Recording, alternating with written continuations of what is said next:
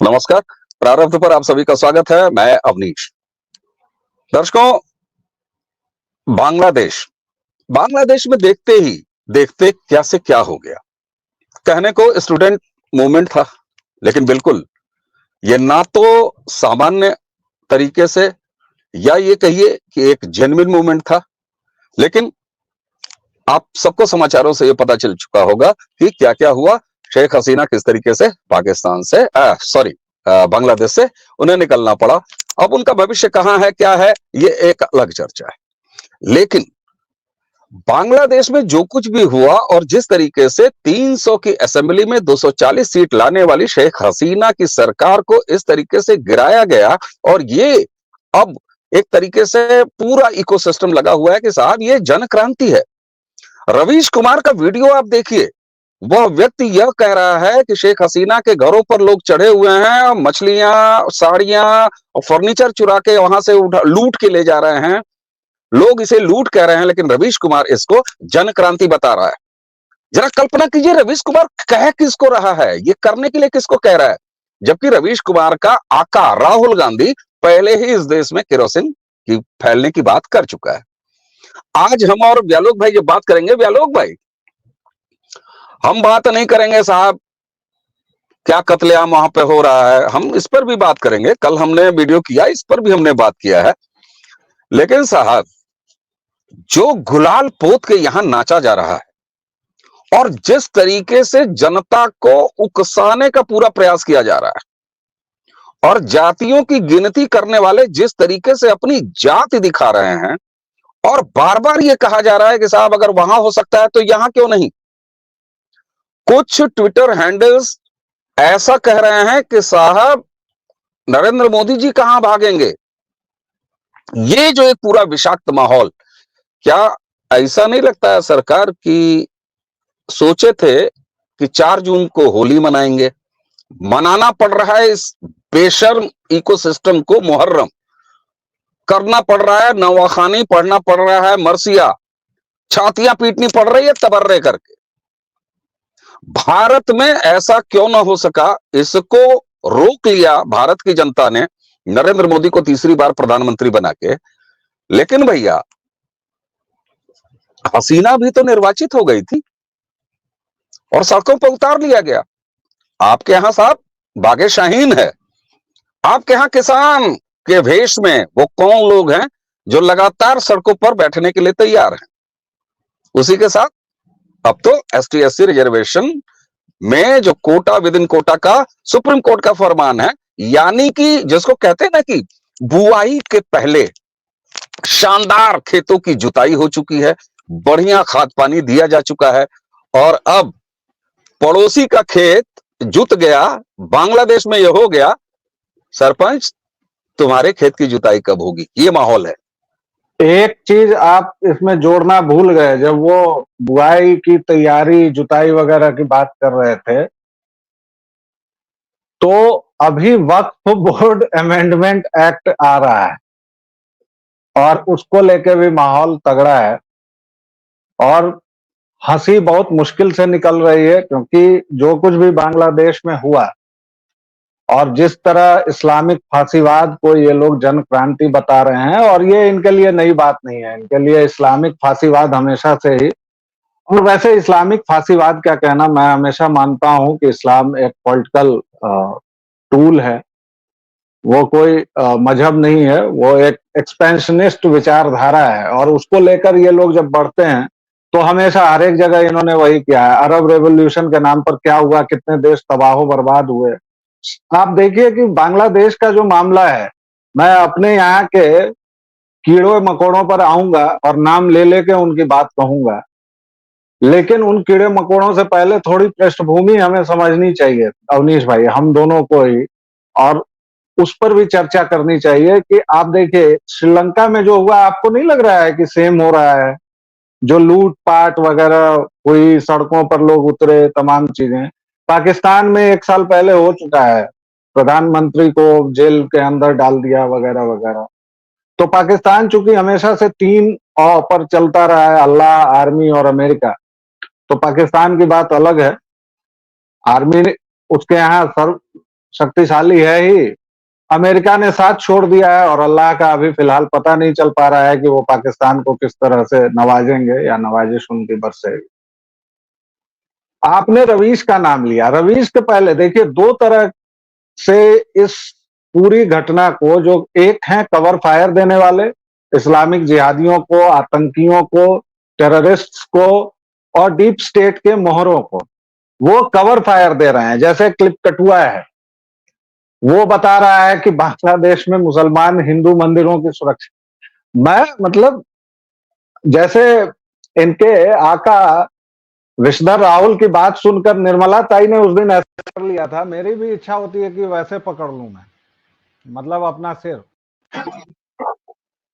किन लोगों से सुरक्षा कर रहे हैं? कौन लोग हैं जो उसको तोड़ना चाह रहे हैं मंदिरों को, और तुम उनकी सुरक्षा कर रहे हो? एलियन है, परग्रही हैं, कहीं दूर से आए हैं? कौन लोग हैं भाई? इस्लामिक जिहादी ही तोड़ना चाह रहे हैं ना। इस्कॉन के टेम्पल को तो तोड़ दिया, काली मंदिर को तो तोड़ दिया। वही इस्कॉन का टेम्पल था जो बांग्लादेश को 6 लाख लोगों को प्रतिदिन उसने भोजन करवाया था 1980 के दशक में। और ये लोग मतलब उसको कवर फायर दे रहे हैं। पूरा सोशल मीडिया भरा पड़ा है भाई, ब्रा ले जा रहे हैं इनके क्रांतिकारी। क्या करेंगे क्रांतिकारी जी? ब्रा का क्या कीजिएगा? जालीदार टोपी बनाएंगे? मछली ले जा रहे हैं वहां के तालाब से, एसी ले जा रहे हैं, कुर्सी ले जा रहे हैं, सोफा ले जा रहे हैं।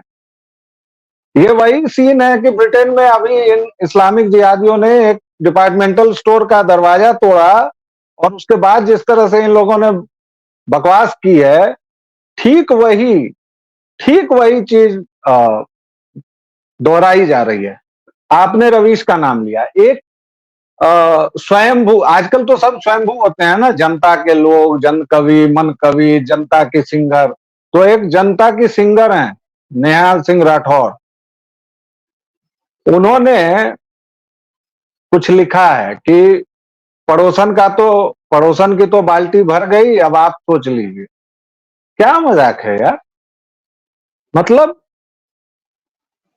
तुम लोगों के हिसाब से सुप्रीम कोर्ट तक तुम गए, सब कुछ गए, पूरे 7 चरणों का चुनाव हुआ बिना किसी अमंगल के, सरकार बनी 240, और इसको तुम कह रहे हो, मतलब तुम भड़का रहे हो।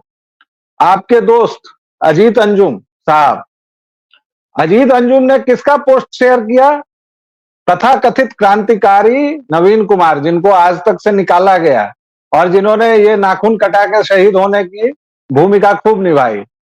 मैं आज सबका नाम ले लेके कह रहा हूं। राणा अयूब। तो अजीत अंजुम ने लिखा कि तानाशाही का अंत ऐसे ही होता है। बहुत बढ़िया, तानाशाही का अंत ऐसे ही होता है कि आप ब्रा लेके घूमते हैं। तो अवनीश भाई, इस एंगल से भी इसको थोड़ा समझना होगा, और बातचीत जैसे जैसे बढ़ेगी हम लोग करेंगे। आलोक भाई, अब नाम ले लेके अगर बात करनी ही है तो वो कंडोम वाला लल्लन टॉप का सौरभ, उसका एक छोटा पिस्सू चेला अभिनव पांडे ये कह रहा है कि शेख हसीना भारत की दोस्त रही हैं, मगर क्या इससे सब माफ हो जाता है? और इसके बाद वो कहता है कि बेईमानी से चुनाव जीतना, और उसका नतीजा है कि वहां जनता शेख हसीना के खिलाफ खड़ी हो गई। एक पूरा तबका है ना, ईवीएम पर सवाल उठाता है। मैंने इस मच्छर से पूछा एक्स पे कि असफल परिवार नियोजन की पैदाइश कंडोम वाले सौरभ द्विवेदी के चेले, तू क्या बांग्लादेश में फर्जी और बोगस वोटिंग करने गया था? दरअसल ऐसा नहीं था।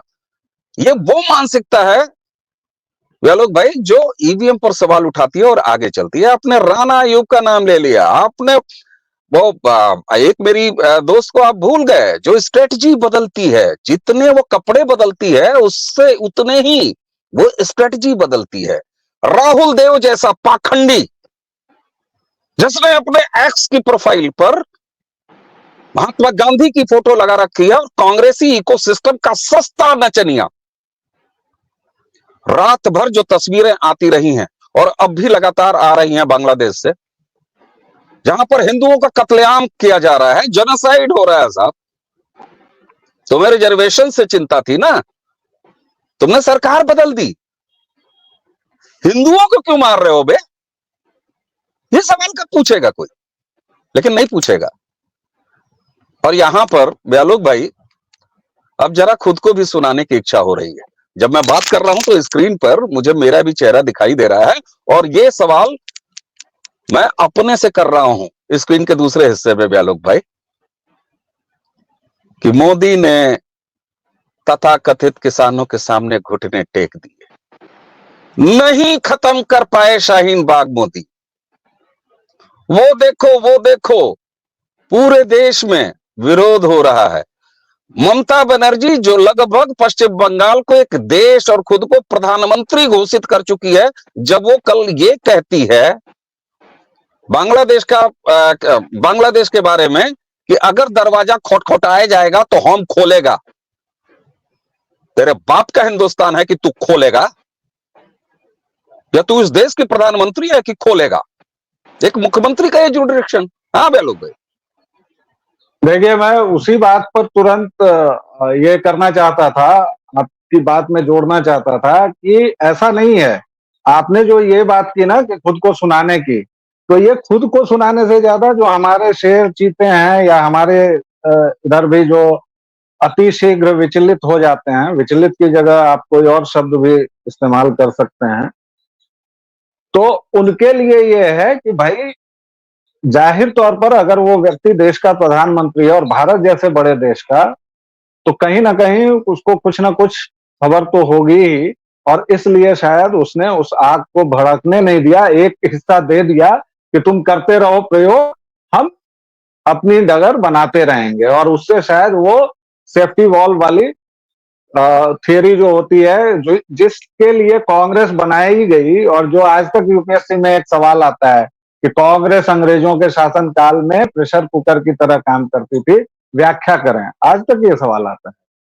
और वही कांग्रेस आज पता नहीं क्या क्या गिनाती है कि हमने स्वतंत्रता संग्राम में ये कर दिया, वो कर दिया। बहरहाल केंद्र ने जरूर इसका संज्ञान लिया है, क्योंकि आपने ममता बानो का लेटेस्ट वीडियो नहीं देखा है भाई साहब, आपकी आंखों में आंसू आ जाएंगे, आपको लगेगा कि अरे ये क्या हो गया जादू। ये जिहादीन ममता बानो को किसने रंग डाला, रंग दे उसे गेरुआ, किसने कर दिया? क्योंकि कल उन्होंने बड़े कायदे से और तफसील से अपने देशवासियों बंगालियों से अपील की है कि देखिए, ये केंद्र का और बांग्लादेश सरकार का मामला है, हम लोगों को न तो उत्तेजित होने की जरूरत है, और ना ही हम लोगों को अफवाहों में पड़ने की कोई जरूरत है। उनका पूरा टोन बदला हुआ था। तो या तो उन्हें जब नाश मनुज पर छाता है, पहले विवेक मर जाता है वाली स्थिति से जस्ट पहले का दिव्य ज्ञान हुआ हो कि ये जो बंगाल में शेख हसीना को भगा रहे हैं, नहीं बस या तो वो हुआ हो जिसकी कोई संभावना नहीं है, आप बता रहे हैं, या फिर केंद्र ने कुछ बातचीत कर ली हो चुपके से कि भाई ऐसा है कि कायदे में जरा रहना चाहिए, क्योंकि हेलो जी मैं शराफत त्याग चुका हूं। जी बिल्कुल मोटा भाई ने बांस किया है जी जब उसने एक राष्ट्राध्यक्ष की हैसियत से इस बात को बोला, जो कि राज्य का जो डायरेक्शन नहीं है, जो कि केंद्र का जो डायरेक्शन है। होम मिनिस्ट्री ने कायदे से औकात दिखाई होगी कि दिमाग जी खराब हो गया है, ऐसे बदलने वाली नहीं है, वो राजनीतिक बेहया। बिल्कुल जी हाँ, इन्वर्टेड कामे में बिल्कुल कह रहा हूं, राजनीतिक बेहया। जी बिल्कुल, वही मैंने कहा भी कि उसको कायदे से समझाया गया है, तभी उस जिहादीन के सुर बदले हैं। तो और अच्छा, मेघालय में कर्फ्यू लगा दिया गया है, और इन्हीं दो राज्यों की सीमा बहुत ज्यादा लगती है। 4000 किलोमीटर की जो बाउंड्री है, उसमें अधिकांश हिस्सा मेघालय और बंगाल, इन दोनों में पड़ता है। बाकी और राज्यों की जो भी सीमा लगती हो, तो मेघालय में तो जो हमारा बॉर्डर है उससे 200 मीटर इधर तक लगा दिया गया है कर्फ्यू, देखते ही गोली मारने के आदेश दे दिए गए हैं।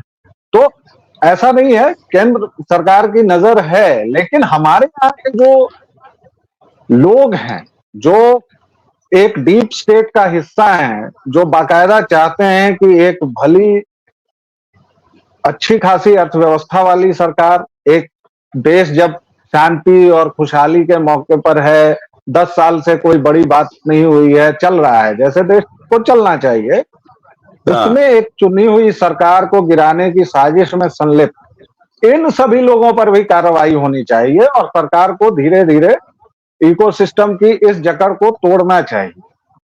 ठीक बात है। आपने इकोसिस्टम का नाम ले लिया, तो प्रधानमंत्री ने तो शुरुआत में कह दिया था कि उसको उसी भाषा में जवाब मिलेगा। और यहाँ पर मैं हाथ जोड़ के, और मैं चाहूंगा आप भी हाथ जोड़ लीजिए साहब, और हाथ जोड़ के दर्शकों से निवेदन है कि आप जहां भी सक्रिय हैं, व्हाट्सएप ग्रुप में सक्रिय हैं, इकोसिस्टम का एक भी दिखाई दे, उसको उसी की भाषा में छाती पर चढ़ के जवाब दीजिए। आप सोशल मीडिया के जिस प्लेटफॉर्म पर जहां भी एक्टिव हैं, उन्हें वहीं जवाब दीजिएगा। और व्यालोक भाई, बातचीत में एक बात छूट रही है, जो मेरी निजी बात है और जो मेरा निजी सोचना है, और मुझे लगता है कि बहुत सारे लोगों के मन में यह सवाल आ रहा होगा। सीएए का जब विरोध कर रहे थे कि इसमें केवल हिंदुओं को क्यों शामिल किया गया है, तो क्या आज बांग्लादेश में जो कुछ हो रहा है, यह प्रत्यक्ष उदाहरण नहीं है कि ऐसे जितने पाखंडी, ऐसे जितने इकोसिस्टम के बेहया मनरेगा मजदूर सीएए का विरोध कर रहे थे, दरअसल वो ऐसी ही किसी स्थिति का विरोध कर रहे थे जो बांग्लादेश में देखने को मिल रहा है। इसी को आगे बढ़ाते हुए मेरी एक चिंता है, मेरा एक सरोकार है व्यालोक भाई, क्या भारत सरकार को, अगर भारत की बॉर्डर पर वहां के प्रताड़ित हिंदू आ रहे हैं, आएंगे उनकी भेष में और भी बहुत सारे लोग, ये बात सही है, लेकिन क्या उनको वहीं पर एक कैंप बना के, कम से कम जिस तरीके से आपने हसीना को हिंडन बेस में शरण दी है, फिलहाल अभी तक कोई सूचना हमारे पास नहीं है, मैं नहीं जानता, हो सकता है मैं अपडेट नहीं हूं कि हसीना कहां गई, लेकिन मैं यही मानता हूं कि अभी भी वो गाजियाबाद के हिंडन बेस पे है। लेकिन क्या उसी तर्ज पर जो प्रताड़ित हिंदू, जिनको सीए के अंदर आपने गारंटी दे रखी है, आपने ओपन किया हुआ है कि उनको यहां की नागरिकता मिलेगी, अगर वो प्रताड़ित हिंदू, जिसका कि जैविक घर भारत के अलावा और कहीं हो नहीं सकता, क्या हमारी सरकार को इस पर विचार नहीं करना चाहिए कि उनको वहां पर एक शरणार्थी शिविर बना दें, वहां रखें, फिर आराम से समय लें, देश की सुरक्षा से कोई समझौता न करें, आराम से समय लें, उनका वेरिफिकेशन करें, उनके डॉक्यूमेंटेशन करें, लेकिन उनको कटने से बचा लें, जिस तरीके से आपने शेख हसीना को बचा लिया, अपने मित्र, तो वो भी आपके जैविक, हमारे ही परिवार के लोग हैं, और आपने सीए जैसी चीज व्यवस्था कर रखी है। जी, ये जो आपने एक सजेशन दिया है या आपने एक जो राय दी है, बात कही है, मुझे लगता है कि सरकार की इस पर नजर भी है, क्योंकि इससे पहले मैंने कभी नहीं सुना था कि बांग्लादेश में किसी बड़ी घटना के तुरंत बाद ही आर्मी की तरफ से बयान आ जाए और वो हिंदुओं की सुरक्षा में जुट जाए, मंदिरों की सुरक्षा में, जिसको ये क्लिप कटुए बता रहा है ना कि वहां के हिंदू मुसलमान सुरक्षा कर रहे हैं, वो दरअसल आर्मी ने किया है। ये बांग्लादेश आर्मी के बारे में बात कर रहे हैं, निश्चित रूप से ये मैसेजिंग हुई होगी। ये मैं बांग्लादेश आर्मी की बात कर रहा हूं, और ये निश्चित तौर पर कहीं ना कहीं तार हिले हैं कि भैया तुम लोग आपस में खेल लो, जो खेलना है कर लो, लेकिन वहां के मंदिरों को और इसको बचाओ। एक बात तो ये है। दूसरी बात, मैं 100% सहमत हूं कि बांग्लादेश के अंदर हो या सीमा के पास हो, अभी आप उनको भारत में न घुसने दें, लेकिन आप वहां पर एक तो अस्थायी बंदोबस्त करें या फिर वहां के काउंसिलेट में ऐसी व्यवस्था करें कि जो भी हिंदू भाग के आना चाहता है उसके लाने आने की व्यवस्था करें। हालांकि इसमें एक और मजे की बात है कि इन लोगों का जो क्रांतिकारी संगठन है जमायतुल इस्लामी, बांग्लादेश का सबसे खतरनाक जिहादी संगठन, इस्लामिक फांसीवादी संगठन, और हमारे जो इतने भी नाम लिए मैंने, रवीश से लेके अंजुम फंजुम और वो राहुल वाहुल जितने भी हैं, आरफा राणा, इन सब का जो मसीहाई संगठन है, उसने यह चेतावनी भी दी है कि शेख हसीना को कोई अगर शरण दे रहा है तो उस देश के खिलाफ सब लोग प्रदर्शन करें। और इसीलिए ब्रिटेन ने शरण नहीं दी, क्योंकि ब्रिटेन में पिछले 1 महीने से भयंकर दंगे चल रहे हैं इन्हीं इस्लामिक आतंकियों के द्वारा, जिसको छुपाया जा रहा है। आलोक भाई कहाँ जा रहे हैं यूके? अरे कलकत्ता की सड़कों पर वो बांग्लादेशी मुसलमान जो मेडिकल वीजा लेके आए हुए हैं, कोई अपना फेफड़ा, कोई गुर्दा, कोई अंतड़ी, कोई पचौनी दुरुस्त कराने आया है, वो जालिम, वो बेशर्म कलकत्ता की सड़कों पर निकल के वो वीडियो घूम रहे हैं, वो नारे लगा रहे हैं कि अगर आपने यहाँ पर शेख हसीना को शरण दिया तो इसके बारे में सोचना मत। आप सोचिए जरा, नहीं अभी तो ये जमात टेम्पोररी है ना वीजा पे आए हैं, दवा इलाज कराने आए हैं। अरे ससुरो, तुम्हारी सर। बीमारी कुछ और है, तुम्हारा इलाज दूसरा है। सर ऐसा है कि वो तो अभी बांग्लादेशी उतरे हैं, जमात है, जमात, समझिए आप।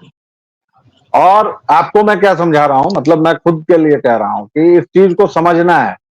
जमात मुस्लिमों का वतन को लेके कोई बहुत तेज कॉन्सेप्ट नहीं है, उनके लिए जो कभी नहीं। इस्लाम है मुस्लिम वही है, ब्रदरहुड है साहब, बिल्कुल ठीक है ना।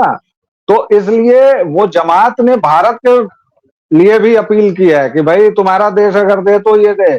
डेनमार्क के मुसलमानों के लिए भी है, नॉर्वे के लिए भी है, सबके लिए है वो, ठीक फिलिस्तीन के बात, लिए भी है। वरना फिलिस्तीन के लिए बिल्कुल क्यों आधी जनता को जो सड़क पर उतर रही है मुसलमानों की, फिलिस्तीन है फिलिस्तीन करते हुए, उनको फिलिस्तीन का मतलब भी नहीं पता है, उनको अरे ये पता भी नहीं है साहब कि ये ये क्या है। अरे आलोक भाई, उसमें से 80% गांजा फूक के सेब गांजा का नाम नारा लगाते हैं। क्या बात कर रहे जी हैं आप? ये तो जी बिल्कुल देश में क्लियर है, पूरे संसार में क्लियर है साहब। लेकिन खतरनाक बात यह है कि, और खतरनाक मैंने कह दिया, उसी के साथ संतोष की बात यह है कि साहब जो यूके में हो गया, जो फ्रांस में हो गया, जो ईरान में हो गया, जो बांग्लादेश में हो गया, श्रीलंका में पहले हो चुका है, आने दीजिए इलेक्शन, श्रीलंका में होकर रहेगा। यूएस खुद अपना प्रारब्ध देख रहा है। मुझे लगता है कि मैं जो बार बार कहता हूं कि नरेंद्र मोदी जब तीसरी बार आ गए तो छाती पर मूंग नहीं दला उन्होंने, छाती पर इतने बड़े बड़े नारियल वो दले हैं। ये सुखद स्थिति है निश्चित रूप से, लेकिन उसी के साथ हमारी प्रारब्ध के इस मंच से पूरी संवेदना बांग्लादेश के उन हिंदुओं के बारे में है। मेरी स्थिति वीडियो करने लायक नहीं थी, मैं सफर में हूं, लेकिन हम अपनी जिम्मेदारियों से नहीं बच सकते। और इसीलिए हाथ जोड़ के आप सबसे निवेदन है, आप जहां भी सक्रिय हैं, जहां भी अभिव्यक्ति कर सकते हैं, अपने आसपास अपने यार मित्रों से व्हाट्सएप पर बतियाइए, उनको आगाह करिए, और जहां कहीं भी कांग्रेसी इकोसिस्टम के ये जहरीले कीड़े दिखाई दें, उनको उन्हीं की भाषा में जवाब दीजिए। हमें उम्मीद बिल्कुल। है कि जिस और तरीके से रिएक्ट किया है भारत सरकार ने, अजय डोभाल साहब ने, उसके अलावा गृह मंत्रालय ने, तो कुछ बदले बदले से मेरे सरकार नजर आते हैं। चाहे मैं ममता बनर्जी की बात कहूं, और चाहे वहां पर जो वीडियोस आ रहे हैं, कुछ ऐसे ट्विटर हैंडल्स हैं, एक्स हैंडल्स हैं, जिनका कि हम लिंक इसी के डिस्क्रिप्शन में देंगे, जहां से आपको वास्तव में क्या हो रहा है, ग्राउंड रियलिटी, चटगांव हो चाहे ढाका हो, वहां के कुछ हमारे सूत्र हैं, उनके हम आपको एक्स हैंडल यहीं पर देंगे। आप उनसे अपडेट रहिए। और एक चीज बताएं, शर्माइए मत, अवॉइड मत कीजिए, ग्रुपों में फॉरवर्ड कीजिए वहां के नृशंसता को। अगर ट्विटर पे हैं तो रिपोस्ट करिए, एफबी पे हैं तो लाके लिंक लगाइए, और इस बात को ज्यादा से ज्यादा इन इकोसिस्टम की छातियों पर फेंकिए, इनके मुंह पर थप्पड़ की तरह मारिए। आलोक भाई, मुझे लगता है बिल्कुल कि अब बतियाने के लिए बहुत कुछ है नहीं, देखा जाए जी और उम्मीद की जाए, क्योंकि जितने घंटे बीत रहे हैं उतने तेज डेवलपमेंट हो रहे हैं। क्यों? जी बिल्कुल। बस आपकी ही बात के साथ अंत करना चाहूंगा कि यह सभ्यता की लड़ाई है, और हमारे जितने ये भीम मीम और ये लाहलोट हिंदू हैं, धिम्मी, जिनको लगता है, तो बांग्लादेश में हिंदुओं को कत्ल करते वक्त उनकी जात नहीं पूछी जा जाति रही नहीं है। पूछी जा रही। आप काफिर हैं, इतना काफी है। और इसीलिए आपको सभ्यताओं के इस संघर्ष में जवाब देना ही होगा, वह चाहे सामाजिक तौर पर दें, आर्थिक तौर पर दें, या धार्मिक तौर पर दें, जिस तरह भी दें, लेकिन आप लड़ाई में हैं, आप इससे बच नहीं सकते। सभी को बिल्कुल सही बात है। जय श्री राम। जय जय सिया राम।